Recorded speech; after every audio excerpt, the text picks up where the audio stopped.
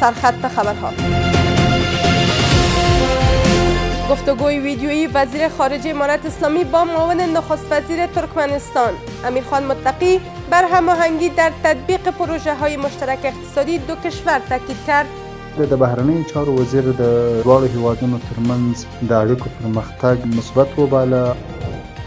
هشدار وزارت عدلیه بر اعتراض علیه قوانین اسلامی. این وزارت میگوید که اعتراض بر قوانین اسلامی اعتراض بر شریعت است. او پر هغوی اعتراض به اسلامی شریعت اعتراض ګڼل کیږي. منظوری 21 پروژه سوی کمیسیون تدارکات ملی. حمدالله فطرت میگوید که این پروژه ها از بودجه داخلی تمویل می شود. د شاوخوا 2.5 میلیارد افغانیو په ارزښت 21 پروژې منظوري او په 9 پروژو کې تعدیلونه راوستل شول. و شرط جدید اسرائیل در آتش بس غزه. نتانیاهو گفت تا زمانی که حماس خلع سلاح نشود روند بازسازی غزه آغاز نخواهد شد.